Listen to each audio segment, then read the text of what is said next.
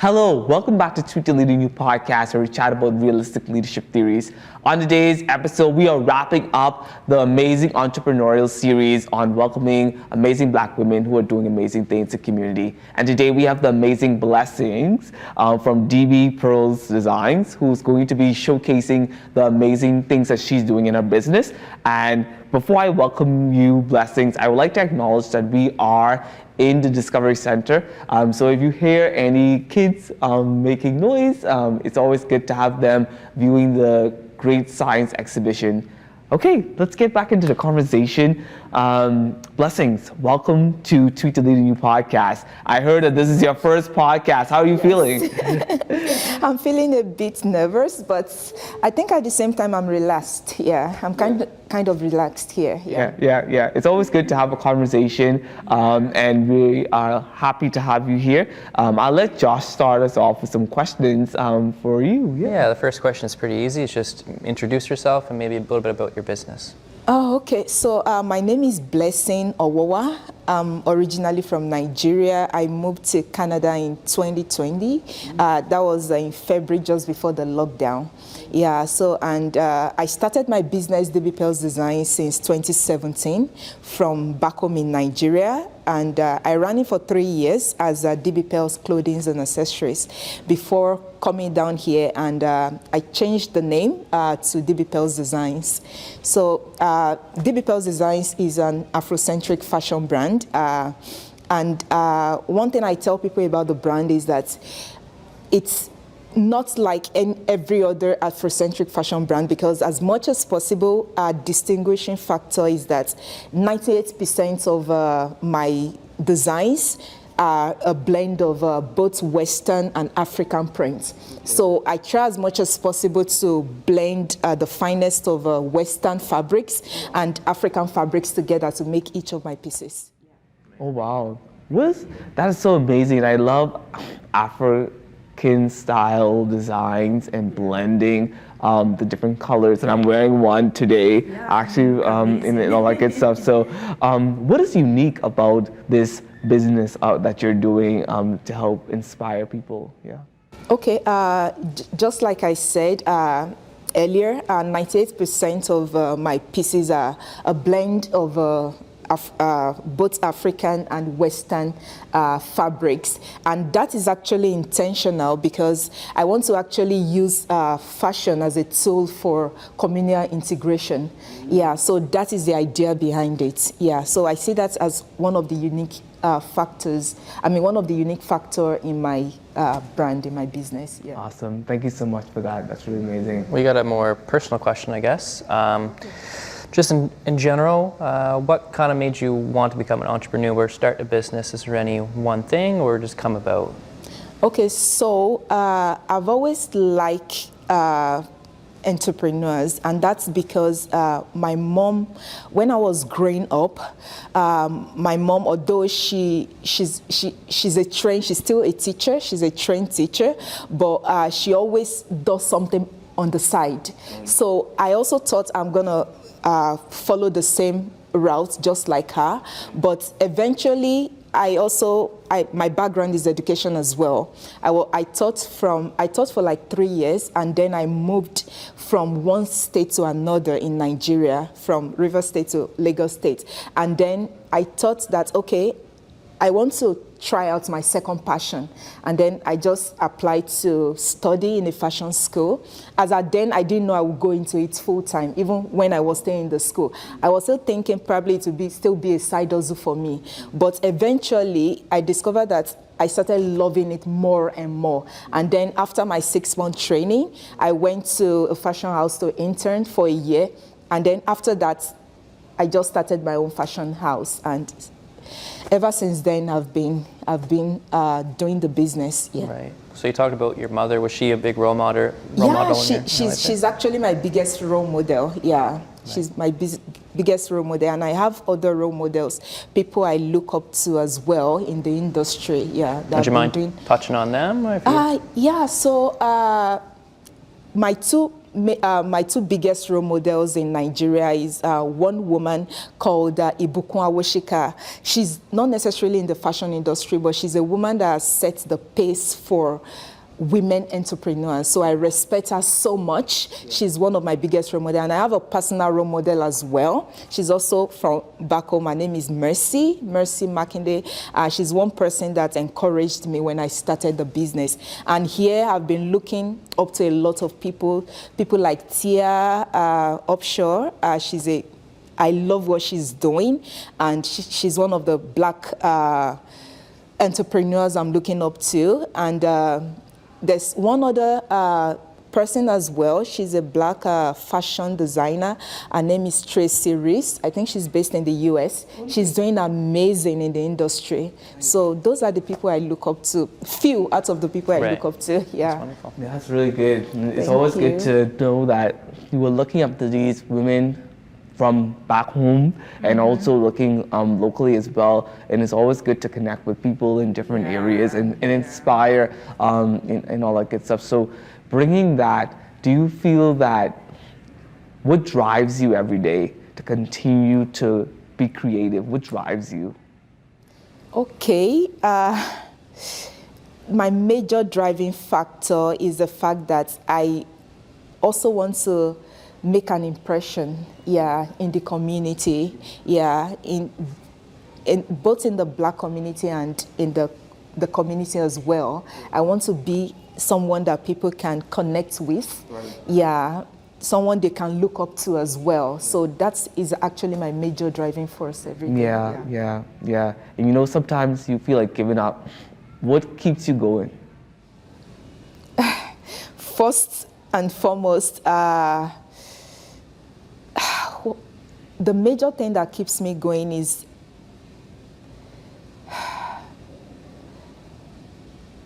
actually number one is God. I would like to acknowledge that.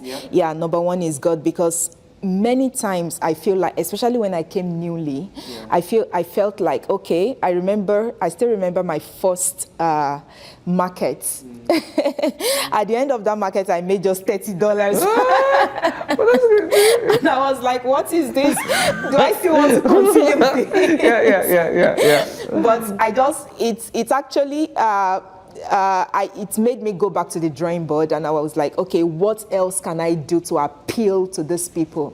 So I discovered that I can't do the same thing I was doing back home, because back home I already had a community there, but here it's as if I was starting afresh. So I need to introduce myself properly into the community, do what they would appreciate, not what I love, but what people would love.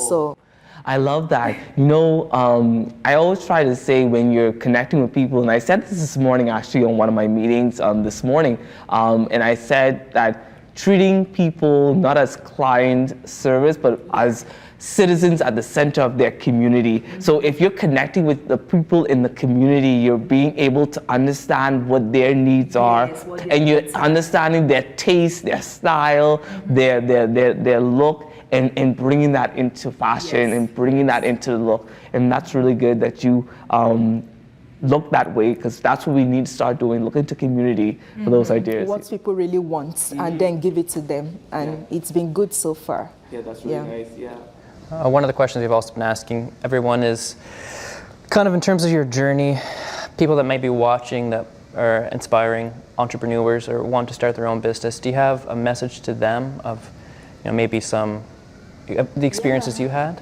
So one thing I would tell people is that it's okay to start small. That's one of the things that has been keeping me going. It's really okay to start small. You don't need to wait till you have that $1 million, so to say, or you wait till you have every equipment you need. Just start with that one equipment, and you grow as you proceed. You don't need to wait till you have everything you need. It's okay to start small. That's what I would tell everyone. I like that. Starting small is good, because it allows you to evaluate, it allows you to mess up, it allows you to build, it allows you to make mistakes. You grow at it. That's why I tell people you don't need to wait till, and if you make mistake, you don't need to feel bad. It's one of the process of learning. You make mistake, you correct yourself, and you forge ahead. Yeah, mistakes were a lot of the times is the best thing for you is to make mistakes. So that's how you learn and stuff too. So Really important for sure. I would say customers are important, and we talked to customers are important to you, and how do you engage with them? How do you build sustainable customers for them to continue to come back to you to bring that engagement and to buy more? And Okay. How do you keep that engagement? One thing people always tell me, in fact, a lot of people tell me that today is that I smile a lot. Yeah. Yes. Yes. So, and it's not as if I'm doing it to like get people to like me. That's just the way I am. Yeah, I smile at people, whether you are buying or not. I just smile. I try, because I'm naturally a shy person. So the only way I can probably start a conversation with you is to smile at you, and then conversation just starts. And then when people start patronizing me or we get close, I try as much as possible to get their feedback. Yeah, when people purchase, especially when I have their information, probably their Instagram handle or anything, I try to get their feedback on how probably the piece they got from me, if they love it or if they don't, and I work with whatsoever feedback they give to me. So that's one way I think I've been keeping my customers coming back. Yeah. Oh, that's amazing. I appreciate them. I make them feel loved. Yeah. And you do have a nice smile, so you do bring. And I always say your smile lights up a room, and it brings that energy of getting together and wanting to do more. So really appreciate that. Yeah. obviously there is a piece here that you brought. Would you want to comment on the piece? Is it something that you Yeah, so interestingly, when I started making this sweater, I started with the two sleeves. I started customizing the two sleeves. So I discovered that people really just wanted a touch of colors. They don't want too many colors. So I changed my style and I started making just one. And so far, this has been my bestseller. Oh wow. Yeah. I want it now, to be honest. People love it so much. So I use different prints, not just this one. So I have a guy that came in today to the market. He chatted up with me last night and he was like, I want another one. That is his fourth sweater he will be getting. Oh, wow. Yeah. And how much so is it? It's just $50. Oh wow. Yeah. Not bad. So this is one of my bestsellers. That's why I always put it in the front anywhere I'm going. Yeah, it's a sweatshirt, and I got the sweatshirt from a local vendor. I won't mention the name. Yeah, so based in Toronto, I got the sweatshirt. It's a pre-shrunk sweatshirt, so it doesn't shrink. Yeah, and it's very warm. Yeah, it's very warm. I just changed one of the sleeves to carry the colors, and I made sure I lined the sleeve with what I removed from it so that it's still warm as the same, everything is warm at the same, both the sleeve and the body is as warm. This place is not light, it's still the same texture with the other parts of the body. So it's really a warm piece of clothing. Wow, that's amazing. That's amazing. Thank you. It's so my much. all-time bestseller. Oh, well, I'll definitely be connecting for sure. That's really amazing styles, and I'd love to look at all the other styles. I have to visit you in the market. Yeah. So you're at the, is it the I'm always at the, not always, but at least twice in a month at the Beauty Farmers Market. And I now have a physical space where I work from. Like my workshop / store is at 2632 Windsor Street, Unit 4. Yeah. So I'm always there Monday to Friday. So I'll be visiting for sure. I'll be coming by for sure. It'll be really good to Please connect. come. with Yeah, I think you. I've seen your place before, I think, Ash, now that you mention it. Yeah.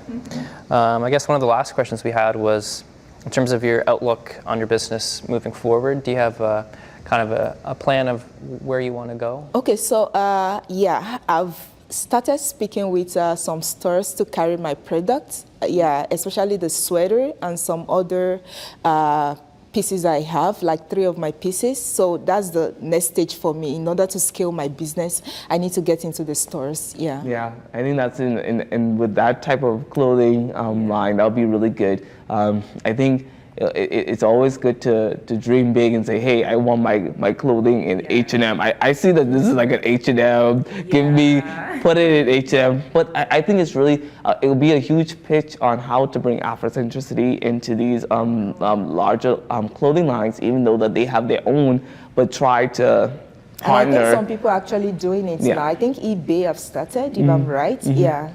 And that's really good. Yeah. That's really good. Blessings.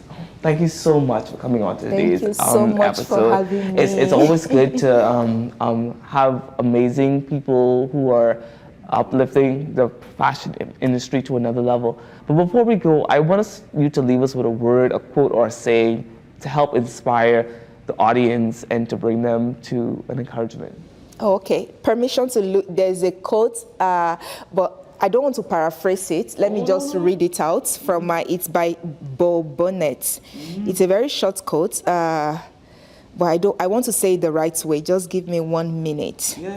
Sorry, 1 second, not 1 minute. So he said, Bo Bonnet says, success is not what you have, but who you are.